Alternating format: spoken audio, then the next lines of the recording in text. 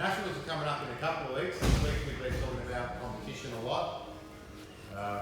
One thing's obvious in competition, but 100% what's going to happen is someone's going to win, someone's going to lose, and that's part of competing, and that's okay. I've said it all week. Someone's going to win, someone's definitely going to lose. But not even when you compete on like the competition stage, even when you're here, when you have your matches, someone's going to win, someone's going to lose. And that's okay. Sometimes it's completely out of your control. Sometimes it's completely out of your control, whether you win or lose. There's a lot of things that can come into it. Firstly, everybody has an off day. Everybody has a day where their timing's off. Maybe feel a little weak, haven't slept well. So many different factors can come into it. So maybe you're not at your best. And when you compete, even though you try really hard, you didn't perform your best, you might not win your match. Or you might feel your best, you might roll your best, roll better than you've done things you've never done before, and you still lose.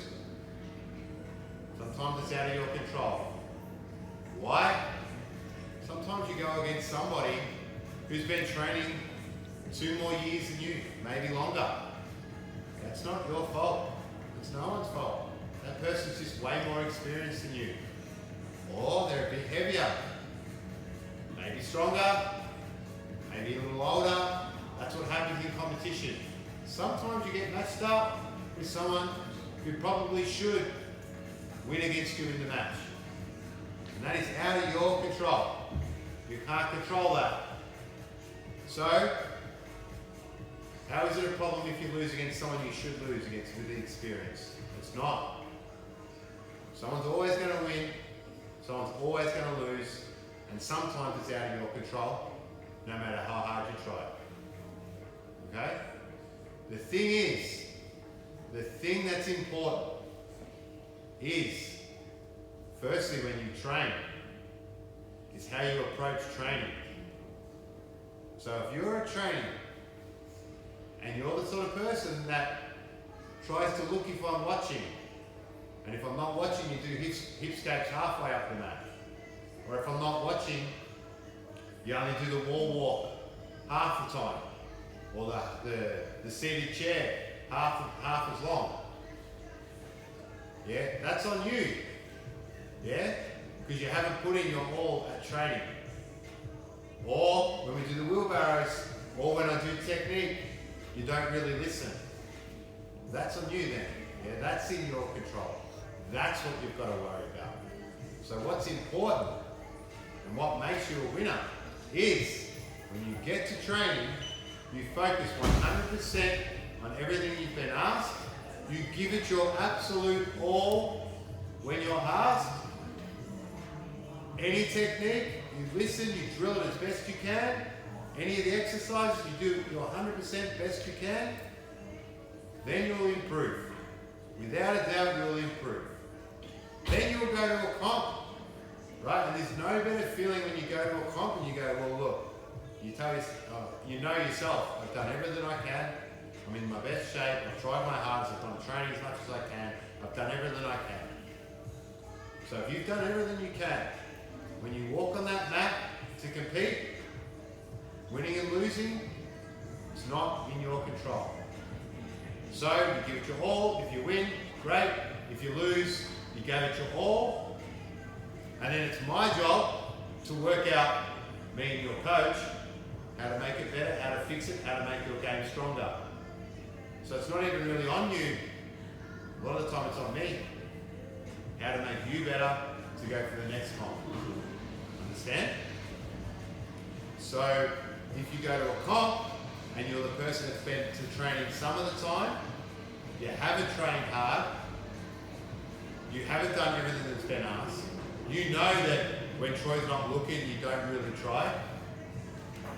Then, when you step on the competition mat, yeah, you know that you haven't given your all. That's a problem, because then when you shake that opponent's hand, you know to yourself, damn, I wish I trained harder. And then if they do win, and you lose, well, it's on you, because you didn't give it your all. You didn't do your best at training. You didn't try your hardest. Then you did lose, because it was on you. Yeah? But if you give it your all at training, give it 100% of training, that's all you can control. So that's all you can worry about. Yeah? And what I guarantee will happen if you give it your all at training, can anyone answer what's definitely going to happen if you give 100% of training? What's 100% going to happen if you focus and try hard at training? Maddie? You're going to improve first. You're going to improve first. Now, if you do it constantly, what's going to happen? You'll constantly improve. I tricked you. Then what will happen? If you're constantly improving, constantly getting better, constantly giving your all at training, constantly improving, what will be guaranteed eventually, Nathan? You will eventually start winning. And those wins will get easier and easier and more common, more often and more often. Because you started it at training now. That's what's important.